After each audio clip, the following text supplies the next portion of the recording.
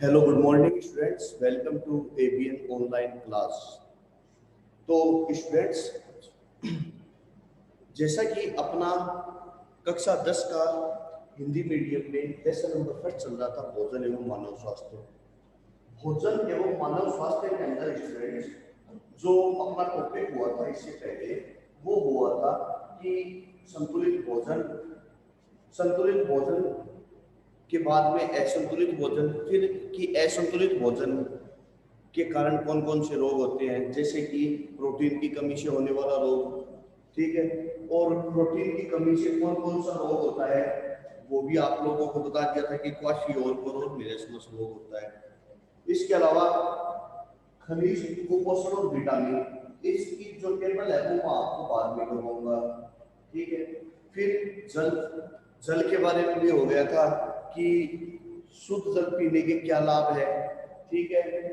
शुद्ध जल की हानियां, मतलब जो शुद्ध जल जो पीते हैं, ठीक है, उसके लाभ बताए थे। जल, अशुद्ध जल किसे कहते हैं, अशुद्ध जल पीने से कौन कौन से रोग होते हैं, क्या क्या हानियां हैं, जनरली चीजें थी। अब जो अपना टॉपिक, फिर उसके बाद में मोटापा भी हो गया था स्टूडेंट्स। फिर अपना जो नेक्स्ट टॉपिक है वो है रक्तचाप, ठीक है। नेक्स्ट टॉपिक है स्टूडेंट अपना रक्तचाप। अब देखिए रक्तचाप क्या होता है, ब्लड प्रेशर। तो अपना नेक्स्ट टॉपिक है वो है रक्तचाप, ब्लड प्रेशर, बीपी भी बोलते हैं,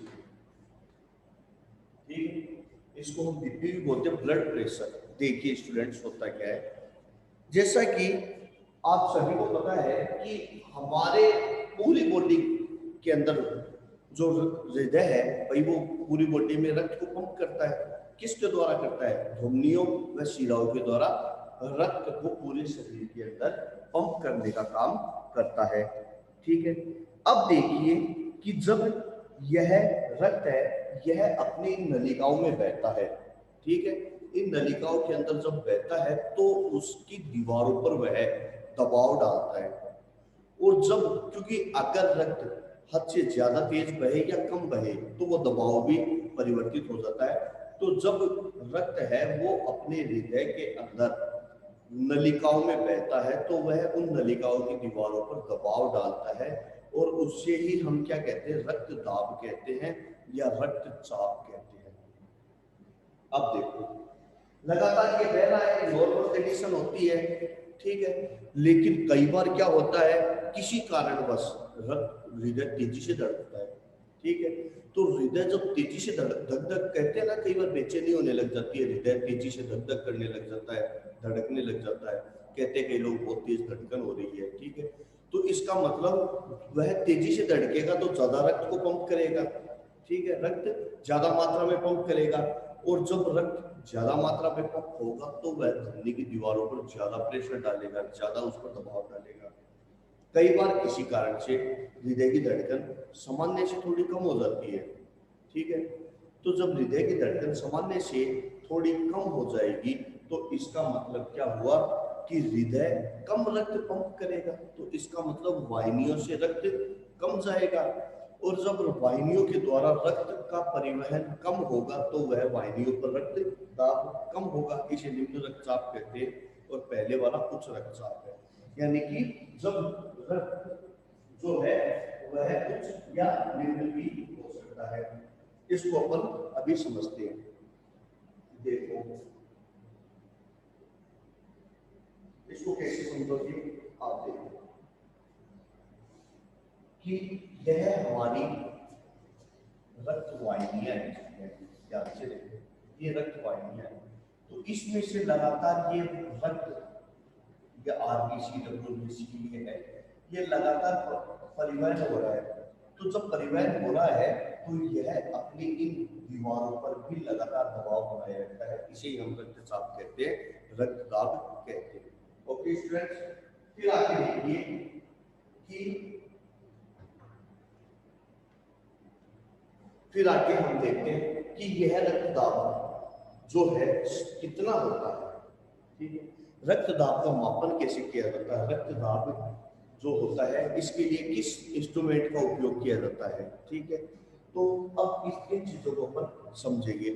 तो सामान्य व्यक्ति के अंदर जो सामान्य व्यक्ति होता है, हेल्दी होता है, नो ठीक है, स्वस्थ व्यक्ति होता है, उसके अंदर जो सामान्य रक्तदाब होता है वह कितना होता है, 80 से 120 मिलीमीटर मरकरी। मरकरी क्यों? क्योंकि जो नापते हैं ना जिस यंत्र के द्वारा, उसमें देखा एक लाइन सी होती है जो ऊपर नीचे होती है, उसमें मरकरी पारा बना रहता है मरकरी, इसलिए मरकरी के पैमाने पर मापा जाता है। और उसमें जो अंक होते हैं वो मिलीमीटर में, तो मिलीमीटर इंटू मरकरी के हिसाब से इसको मापा जाता है। 80 से 120 मतलब क्या है इसका, देखो कि हृदय के अंदर दो चीज होती है, एक होता है सिस्टोलिक, एक होता है डायस्टोलिक। एक होता है सिस्टोलिक, एक होता है डायस्टोलिक। ठीक है, एक सिस्टोलिक और एक डायस्टोलिक। देखो हृदय जो होता है अपना, वह कुछ इस तरीके से इसकी कार्य विधि होती है कि यह एक बार संकुचित होता है फिर फैलता है।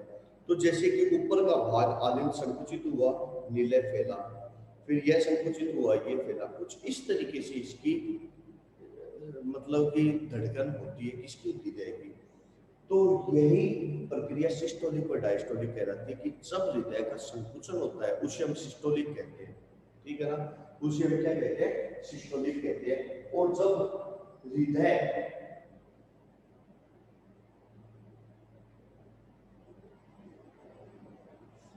की जो धमनियां शिथिल हो जाती है, मतलब कि जब यह शिथिल हो जाता है, खुलता है, इसे डायस्टोलिक कहते हैं। तो जब हृदय में सिस्टोल होता है तो दाब अधिक होता है यानी 120, और डायस्टोल जब हृदय की मांस, जब हृदय खुलता है, ठीक है, तो उसे हम क्या कहते हैं, डायस्टोलिक कहते हैं, जो 120 के करीब होता है। एक सामान्य स्वस्थ व्यक्ति में इतना होता है। तो बीपी अगर यह चीज बिगड़ जाए, यानी हृदय की धड़कन तेज या कम हो जाए, इस आधार पर बीपी यानी कि रक्तचाप दो प्रकार के होते हैं। पहला देखिए स्टूडेंट, पहला है उच्च रक्तचाप, उच्च रक्तचाप, और दूसरा है निम्न रक्तचाप। अब उच्च रक्तचाप है, निम्न रक्तचाप। अब स्टूडेंट ये उच्च निम्न का के बारे में मैंने आप लोगों को बता दिया कैसे होता है उच्च रक्तचाप और निम्न रक्तचाप, ये चीज मैंने आप लोगों को अभी बता दी है, ठीक है। इसको मापन कैसे किया जाता है, कैसे किया जाता है, तो देखिए रक्तचाप का जो मापन है वो एक यंत्र होता है, सबका देखा हुआ है, क्योंकि हमारे आस पड़ोस में भी कि दूर की बात, हम अपने घरों में भी देखते हैं किसी न किसी की बीपी की प्रॉब्लम होती है, लगभग सब घरों में ही होती है। और आप अगर डॉक्टर के पास जाते हो तो आपने देखा होगा उसके पास एक रक्त को चाप को मापने वाला एक यंत्र होता है, इस तरीके से एक पट्टी बांधते हैं, उसका नाम है स्फिग्नोमेनोमीटर, ठीक है ना, उसका नाम है स्फिग्नोमेनोमीटर, ठीक है। तो यह स्फिग्नोमेनोमीटर से ही रक्तचाप का मापन किया जाता है, यानी स्फिग्नोमेनोमीटर,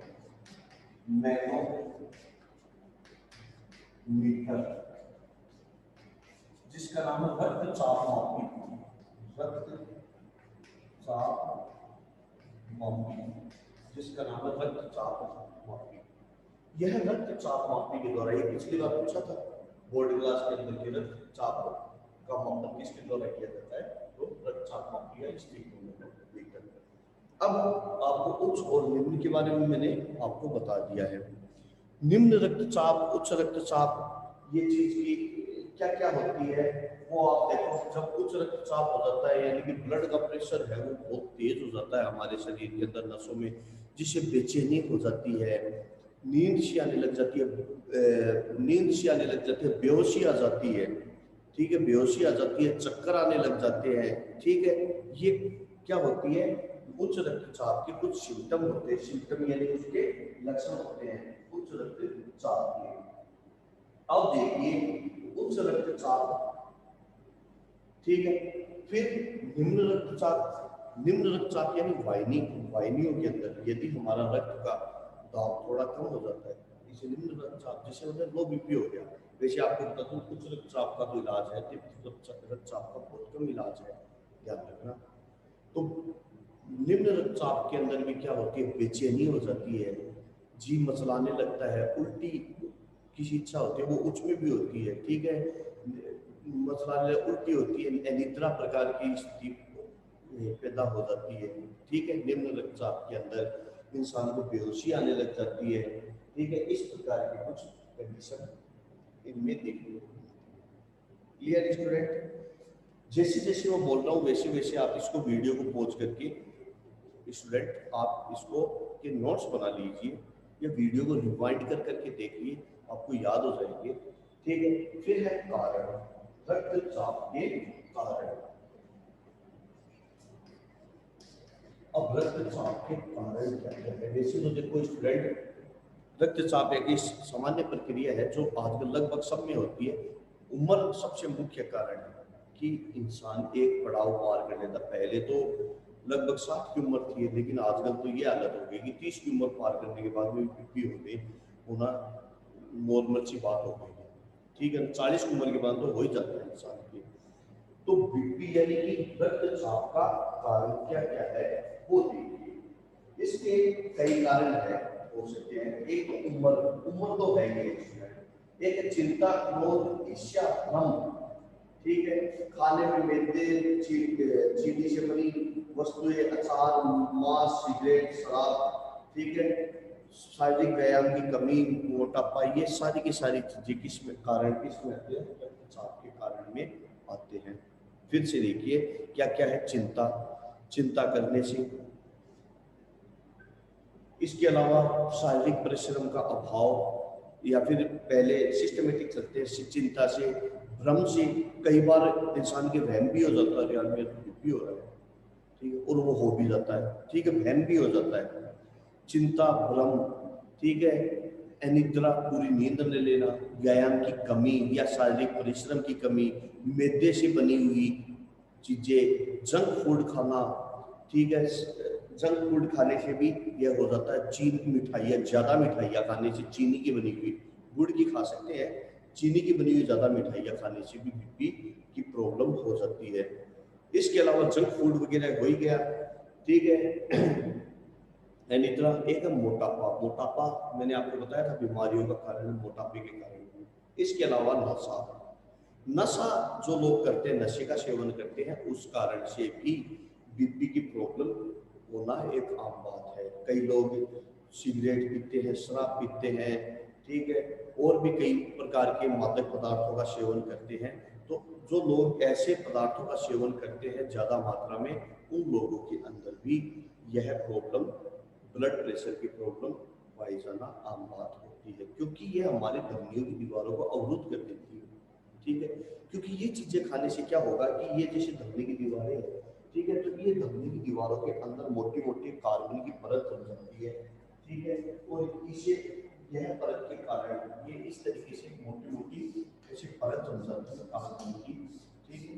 और जिस कारण से एक बार में जितना रक्त जाना चाहिए उतना नहीं जा पाता, ठीक है। इस कारण से भी बीपी हो जाता है, ठीक है। हार्ट के ऊपर भी प्रेशर पड़ता है, और ये आगे जा करके कोलेस्ट्रॉल का रूप ले लेता है। नाम सुना होगा कोलेस्ट्रॉल होता है, तो वो इसी का रूप होता है।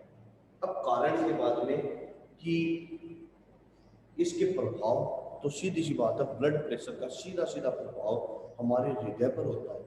अगर बीपी हाई है या ज्यादा है, तो एक बार में हाई का मतलब है जितना रक्त जाता है उससे ज्यादा रक्त चला जाए, या लो बीपी का मतलब जितना रक्त जाना चाहिए उससे कम रक्त जाता है, ठीक है। यानी ऑक्सीजन लेवल बिगड़ जाता है, क्योंकि रक्त के साथ ऑक्सीजन जाती है।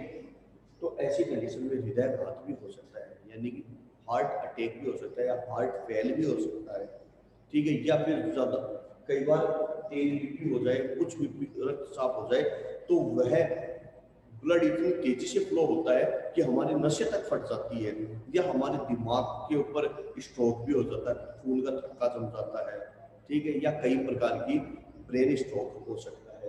तो ये रक्तचाप की हानियां होती है, रक्तचाप के प्रभाव होता है। अब इनके निवारण, तो वही निवारण है सामान्य, जो मैंने आपको बताए थे मोटापे के अंदर कि इंसान को चिंता कम से कम करनी चाहिए, नहीं कर वही सामान्य हो जाए तो बात अलग है, वरना नहीं करनी चाहिए। टेंशन नहीं लेनी चाहिए बिना बात में, भ्रम की स्थिति नहीं होनी चाहिए, मस्त रहना चाहिए। इसके अलावा भरपूर नींद लेनी चाहिए, लगभग 6 से 7 घंटे की कम से कम नींद लेनी चाहिए। थोड़ा घूमना फिरना टहलना चाहिए, शुद्ध हवा लेनी चाहिए। इसके अलावा शारीरिक व्यायाम कम से कम 15 मिनट तो इंसान को रोज व्यायाम करना ही चाहिए। मैदे से बनी हुई चीजें और मिठाइयाँ आदि का सेवन कम से कम करना चाहिए। चाय कॉफी का उपयोग भी कम से कम करना चाहिए। और जो नशीले पदार्थ है उनको तो पूरी तरीके से इग्नोर कर देना चाहिए, उसको तो उपयोग में लेना ही नहीं चाहिए। तो ये है रक्तचाप को दूर करने के उपाय। बाकी देखिए उम्र का पड़ाव होता है वो अलग है, ठीक है, क्योंकि हमारा खान पान ही कुछ ऐसा चल रहा है, लेकिन फिर भी इन चीजों से काफी हद तक रक्तचाप से बचा जा सकता है। तो स्टूडेंट्स, अब मैंने आपको एकदम फुल डिटेल के अंदर बता दिया रक्तचाप के बारे में, ठीक है। अब रक्तचाप अपना का टॉपिक अपना हो गया है। फिर उसके बाद में अब अपना नेक्स्ट टॉपिक अपन स्टार्ट करते हैं, वो है मादक पदार्थ, टॉक्सिक सब्सटेंस। नेक्स्ट है मादक पदार्थ।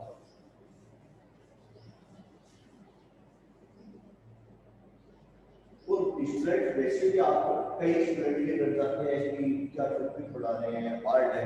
ऐसे कुछ नहीं है, ये तो सबको पता है। आजकल रियल देखा जाए तो अनपढ़ आदमी को भी पता है कि ब्लड प्रेशर क्या होता है, कैसे होता है, निवारण क्या है, ये तो सबको पता है आजकल, ठीक है। तो देखिए फिर उसके बाद में नेक्स्ट है मादक नशीले पदार्थ, ठीक है, टॉक्सिक सब्सटेंस।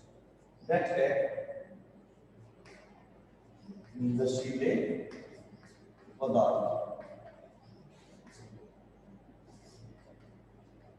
टॉक्सिक सब्सटेंस, नशीले पदार्थ क्या है? नशीले पदार्थ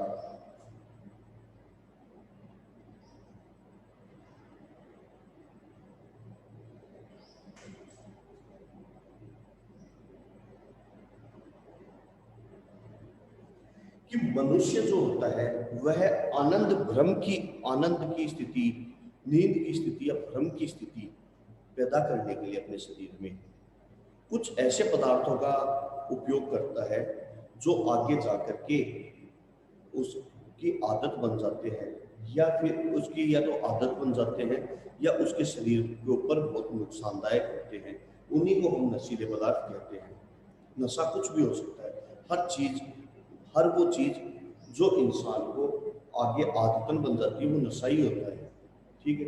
तो नशीले पदार्थ यानी कि इंसान क्या करता है अपने नींद के लिए, भरपूर नींद के लिए या आनंद की स्थिति पैदा करने के लिए कि हाँ आनंद आ रहा है, कुछ ऐसे पदार्थों का सेवन करना शुरू कर देता है कि फिर उसके बाद में धीरे धीरे वो उसकी आदत में आ जाता है, यानी उसके बिना वो रह नहीं सकता।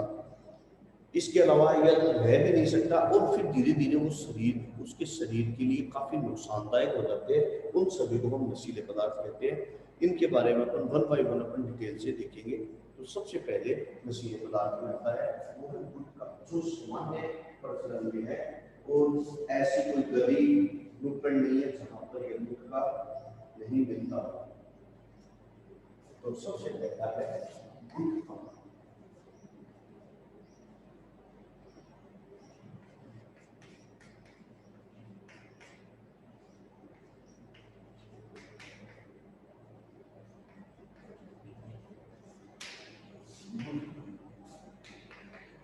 सबसे पहले गुटखा होता क्या है?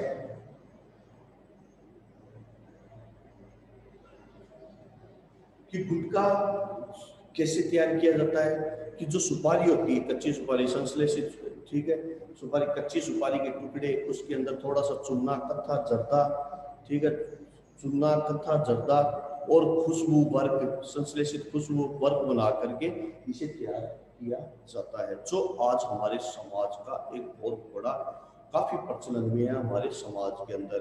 और यह हर जगह, किसी भी जगह हो, यह आसानी से उपलब्ध हो जाता है। और आज हम देखते हैं कि पहले तो बड़े जो थे अपने घर के, वही इसका उपयोग करते थे, लेकिन आजकल बड़े तो दूर है, छोटे बच्चे, महिलाएं, स्त्री हो या पुरुष हो, छोटे बच्चे भी इसका उपयोग कर रहे हैं।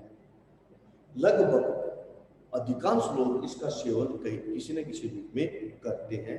ठीक है, अब है कि गुटखा खाने के दुष्प्रभाव। देखिए, हानियां ही हानियां है, इसकी लाभ तो कुछ है ही नहीं। ठीक है, तो अब देखो कि इसका कुप्रभाव क्या होगा। ठीक है, गुटखा खाने का कुप्रभाव क्या होगा। गुटखा खाने का कुप्रभाव पहला है कि ज्यादा अगर गुटखा खाया जाए और ज्यादा समय तक खाया जाए तो यह, जैसा कि इसमें चूना और कत्था होता है, ठीक है, जो हमारे मुंह के अंदर लीनिंग्स होती है, मांसपेशियां होती है, उसके लिए काफी नुकसानदायक होता है। ठीक है, अगर इसका उपयोग लंबे समय तक किया जाए तो उसमें दरारें पड़ जाती हैं, दांत खराब हो जाते हैं, और हमारे जो जबड़े हैं, इन जबड़ों की मांसपेशियां वैसे तो लचीली होती है लेकिन हार्ड हो जाती है, यानी कि मुंह सही तरीके से खुलता नहीं है, इसे जाल लोग कहते हैं।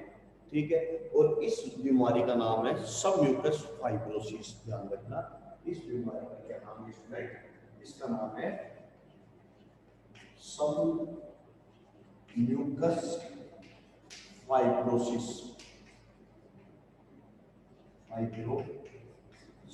एक रोग हो जाता है, ये 2 साल पहले पूछा हुआ क्वेश्चन था, सबम्यूकस फाइब्रोसिस, गुटखा खाने से ये रोग हो जाता है, इसको ध्यान रखना, अंडरलाइन कर लेना। चाहो तो आप, मैं इसको थोड़ा सा पास ला करके वैसे दिखा सकता हूँ, ये देखो। ठीक है, सबम्यूकस फाइब्रोसिस। तो सबम्यूकस फाइब्रोसिस जो रोग है, यह गुटखा खाने से होता है। इसमें क्या होगा कि हमारा जो मुंह है, उसकी जो मसल्स है वह पूरी तरीके से खुलती नहीं है। ठीक है, हमारे मुंह की जो मसल्स है वह कठोर हो जाती है, खुलती नहीं है, इसे हम सबम्यूकस फाइब्रोसिस कहते हैं। इसके अलावा आगे चल करके मुंह का कैंसर भी बन जाता है। ठीक है, और हमारे हार्ट की धड़कन, हृदय की धड़कन को भी ये तेज कर देता है गुटखा। तो सामान्य पूछा जाता है, 1 या 2 नंबर का पूछा जाता है गुटखे के बारे में। ठीक, फिर नेक्स्ट टॉपिक है अपना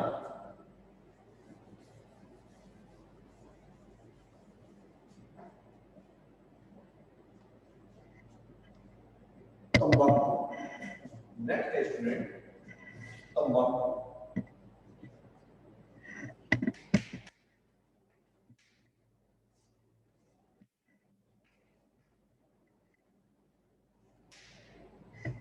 एक या 2 नंबर का क्वेश्चन पूछा जाता है। अब इसमें से छोटे क्वेश्चन क्या क्या बनते हैं, ध्यान से समझो।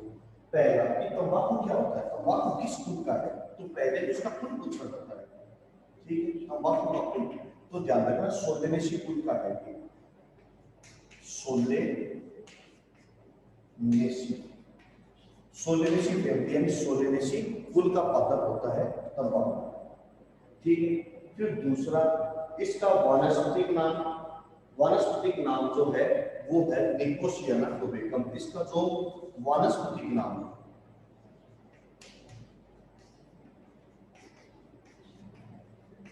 वानस्पतिक नाम, तो देखिए तंबाकू का जो वानस्पतिक नाम है वो है निकोसियाना टोबेकम, निकोसियाना टोबेकम। छोटे क्वेश्चन, एक एक नंबर के जो क्वेश्चन आते हैं इसमें से ज्यादातर ये 2 ही पूछा जाता है। इसकी पत्तियों से तंबाकू प्राप्त की जाती है। इसका भी आज हर गली मोहल्ले में इसका उपयोग सीधे या यानी डायरेक्ट या इनडायरेक्टली, प्रत्यक्ष या अप्रत्यक्ष रूप से इसका उपयोग लगातार किया जाता है। ठीक है, तो तंबाकू का प्रचलन भी आजकल बहुत ज्यादा मात्रा में बढ़ रहा है। अब इसके बाद में देखो इसका उपयोग भी अब किस किस रूप में लेते हैं तंबाकू का उपयोग, वो देखो। लोग या तो पान के रूप में लेते हैं, गुटखे के रूप में, ठीक है, या फिर कई लोग चूने के साथ इसको चबाते हैं, कुछ लोग पाउडर बना करके इसको सूंघते हैं, कुछ लोग मंजन भी करते हैं इसका। ठीक है, कुछ लोग बीड़ी, सिगरेट, चिलम, सिगार का आदि रूपों में इसका उपयोग किया जाता है। तंबाकू का उपयोग सीधे या प्रत्यक्ष या अप्रत्यक्ष रूप से आजकल हर गली मोहल्ले, गांवों में, शहरों में इसका उपयोग कर रहे हैं, और यह प्रचलन लगातार बढ़ता ही जा रहा है। भाई सीधे रूप में कैसे किया जाता है, या तो इसको सीधा खाया जाता है, या इसको चूने के साथ, जिसको खन्नी कहते हैं, उस रूप में भी खाया जाता है। इसको कई लोग चिलम के साथ कहते हैं शिगार, हुक्का, बीड़ी, ठीक है, सिगरेट, इस रूप में भी इसका उपयोग करते हैं। अब देखो स्टूडेंट्स कि इससे होने वाली हानियां क्या है कि तंबाकू का उपयोग अगर ज्यादा मात्रा में किया जाए तो इसके संपर्क में क्या क्या आता है, हमारा मुंह आता है, जीभ आता है, गला आता है, फेफड़े आते हैं, उसका कैंसर होने की संभावना बढ़ जाती है। फिर उसके अलावा इसमें अभी आपको बताया था क्या, निकोसिन है, इसमें निकोटीन पाया जाता है। इसमें एक निकोटीन नाम का, देखिए चाय में टेनिन पाया जाता है, कॉफी में कैफीन पाया जाता है, और तंबाकू में निकोटीन नाम का एक एल्कलॉइड पाया जाता है। इसी के कारण नशा होता है, ठीक है। तो निकोटीन पाया जाता है, ये निकोटीन हमारी धमनी की दीवारों को क्या कर देता है, मोटा कर देता है, जिस कारण बीपी की समस्या या हार्ट अटैक की समस्या भी पैदा हो जाती है, ठीक है स्टूडेंट। फिर उसके बाद में नेक्स्ट है गर्भवती महिला, यदि इसका उपयोग ज्यादा मात्रा में करे तो भ्रूण की विकास की गति भी मंद पड़ जाती है, यानी इतना खतरनाक होता है। यदि गर्भवती महिला इसका उपयोग ज्यादा करे तो बच्चे पर भी नुकसान पहुंचता है। फिर उसके बाद में देखिए नेक्स्ट है कि कुछ लोग जो तंबाकू का उपयोग, ठीक है, सिगरेट सिगार हुक्के के रूप में करते हैं, चिलम के रूप में करते हैं, तो यह धुआं जब हमारे शरीर में जाता है तो इसमें क्या होता है, कार्बन मोनोऑक्साइड, इस धुएं के अंदर क्या होता है, कार्बन मोनोऑक्साइड। यह कार्बन मोनोऑक्साइड हमारे ब्लड में मिल जाता है, और ब्लड में मिल जाने से उसके का ऑक्सीजन लेवल को कम कर देता है, क्योंकि जितनी ऑक्सीजन से वह हीमोग्लोबिन जुड़ता है उसके साथ कार्बन मोनोऑक्साइड जुड़ जाता है, और हमारे जो रक्त है उसका ऑक्सीजन लेवल एकदम कम हो जाता है, ठीक है। और ऑक्सीजन लेवल जब जैसे ही उस हमारे बॉडी का कम हो जाएगा तो हमारे शरीर में श्वास से संबंधित रोग भी पैदा हो जाएंगे। Clear students? तो ये एक जनरल टॉपिक था तंबाकू के बारे में। फिर अब इसको रोका कैसे जाए ये भी आप सभी को पता है, इसका नुकसान भी आपको पता है, वायु प्रदूषण भी करता है। रोका कैसे जाए कि यदि इसकी बिक्री पर रोक लगा दी जाए, तरह तरह के जन कल्याण कार्यक्रम चलाया जाए, तो इस प्रकार से इसको रोका जा सकता है। लेकिन ऐसा बहुत आगे ऐसा चल ही रहा है, लेकिन फिर भी रुका तो है नहीं, ठीक है। तो इसमें तो खुद की ही विल पावर काम में आती है। तो चलिए छोड़िए इस चीज को। तो अपने नशीले पदार्थ में दो गए हैं, गुटखा और पहला गुटखा और दूसरा तंबाकू। नेक्स्ट जो अपना टॉपिक है वो है मदिरा। थर्ड जो टॉपिक है स्टूडेंट वो है मदिरा। अब ध्यान रखना है इनके छोटे क्वेश्चन मैंने आपको बता दिए एज पॉसिबल, जैसे इसके क्वेश्चन बनते हैं वो आपको बता ही रहा हूं। तीसरा है मदिरा।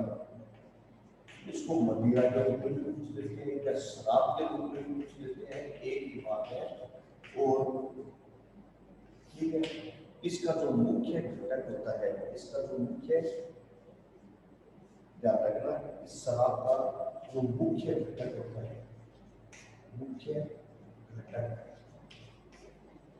वो होता है एथेनॉल। और एथेनॉल का स्टूडेंट फॉर्मूला होता है C2H5OH।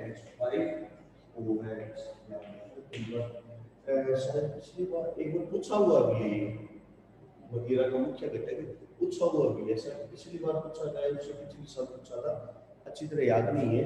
एथेनॉल है, इसको आप एल्कोहल भी बोल सकते हो, एक ही बात है। एल्कोहल का ये प्रकार है,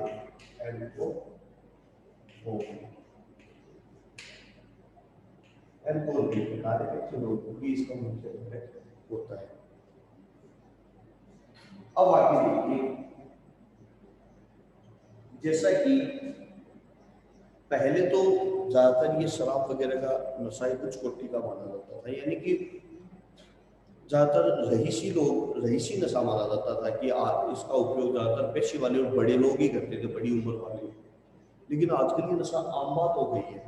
आजकल इसका ये नशा इतना ज्यादा फैल गया है कि इसका ये छोटे छोटे बच्चों को भी इसकी लत लग गई है।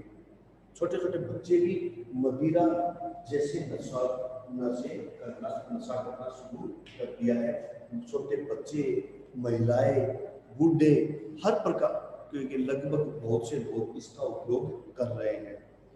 शहरों में था पहले ये, लेकिन आजकल गांवों में भी इसका प्रचलन हो रहा है।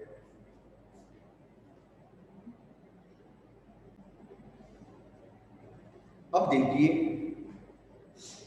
कि इसके सेवन से मानव स्वास्थ्य पर होने वाला कुप्रभाव क्या क्या है।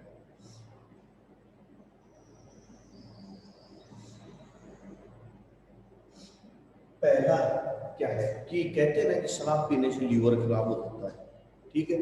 तो ये कैसे होता है, ये देखो कि शराब का डायरेक्ट असर, क्योंकि लीवर जो होता है ना एक फिल्टर मशीन होती है, ये हमारे रक्त को फिल्टर करने का काम करती है, और लगभग इसके 70 से 80 प्रकार के कार्य होते हैं लीवर के। बहुत इंपॉर्टेंट अंग होता है लीवर हमारे शरीर में।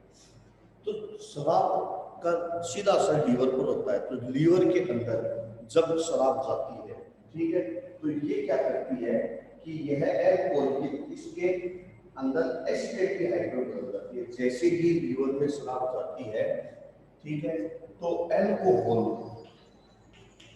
एल्कोहल लीवर क्या करते हैं उसको एसिटेट या इथेनॉल की बात है, एसिटेट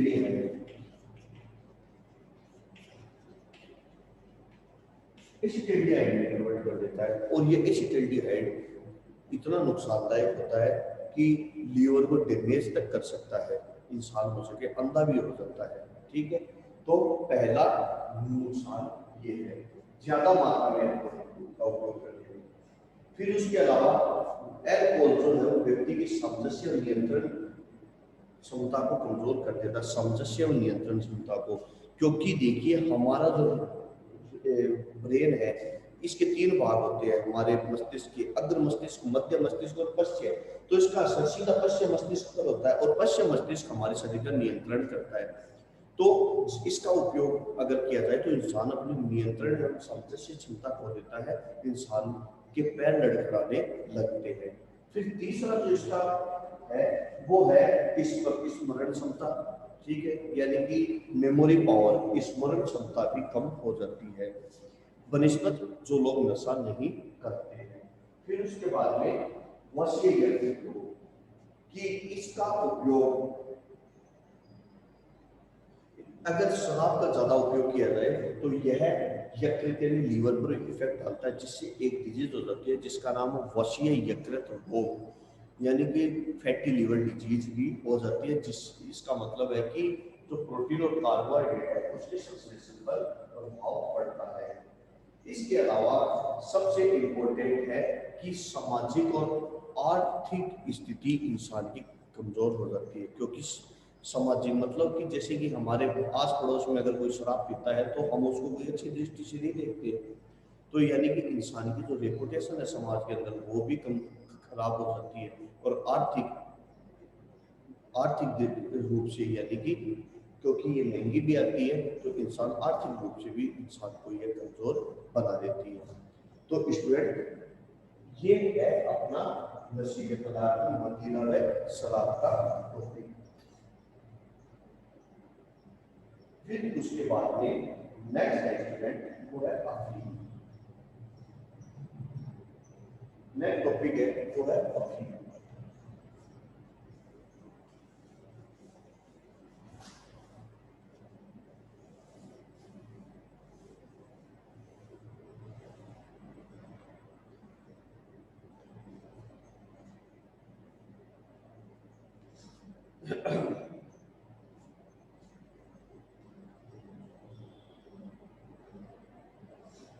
चौथा है अफीम।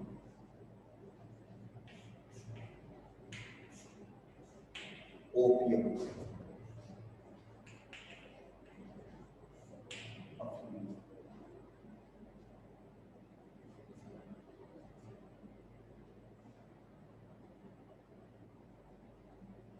कुछ इस तरीके का होता है। अगर अफीम के बारे में पूछ लेते हैं तो कुछ इस तरीके का ये बनाते हैं आप इसका।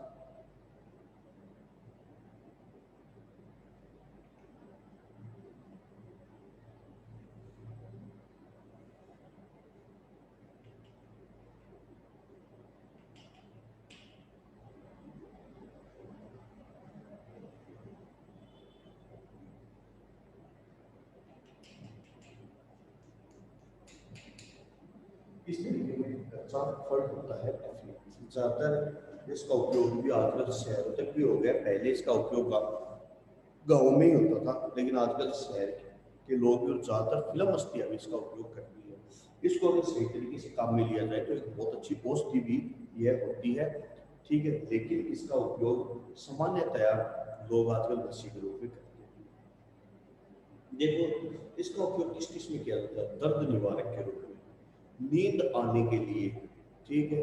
दर्द निवारक, नींद आने, बेचैनी, नशे के लिए इसका उपयोग किया जाता है।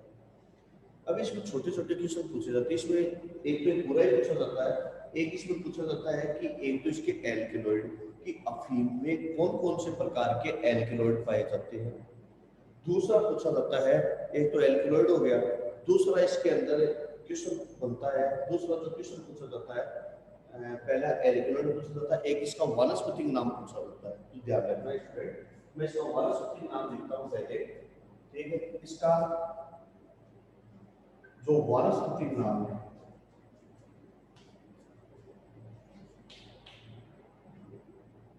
वानस्पतिक नाम, नाम का मतलब वानस्पतिक नाम क्या है? वो है पेपेवर सोमनिफेरम। इसका वानस्पतिक नाम है पेपेवर सोमनिफेरम।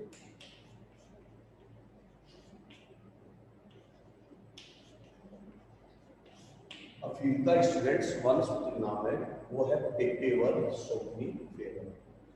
अब आगे देखिए इसके एल्केलॉइड, इसमें लगभग 30 प्रकार के एल्केलॉइड निकलते हैं। अब वो निकलते कैसे वो देखो कि ये जो फूला हुआ भाग है, ठीक है, इसको जिसको डोडा कहते हैं इसको, ठीक है, इसके ऊपर चीरा लगाया जाता है। चीरा लगाने पर इसमें से एक दूध सा पदार्थ निकलता है, उन उसे कहते हैं लेटेक्स या क्षीर। लेटेक्स या क्षीर कहते हैं। उसको इकट्ठा कर लिया जाता है और फिर जब इसको छाव में सुखाते हैं तो इससे, जब इसको छाव में सुखाया जाता है तो ये भूरे रंग का हो जाता है और उसी की केमिकल प्रोसेस के द्वारा इससे एल्केलॉइड निकाला जाता है। तो अब इसमें मुख्य रूप से एल्केलॉइड कौन से हैं वो देखो। एल्केलॉइड इसको याद करने का तरीका कुछ इसी से है। पेपेवर सोमनिफेरम इसका वानस्पतिक नाम है, तो दो नाम यही हो गए, पेपेवरिन सोमनिफेरम। तो पहला है पेपेवरिन, पेपेवरिन। दूसरा है सोमनिफेरम, सोमनिफेरम, पेपेवरिन सोमनिफेरम। तीसरा है, अब नशा होता है तो इसका मतलब निकोटीन भी होता है, निकोटीन, निकोटीन। फिर तीसरा हो गया, चौथा है कोडीन। क्या पाया जाता है इसमें? कोडीन। और दर्द निवारक के रूप में मॉर्फिन,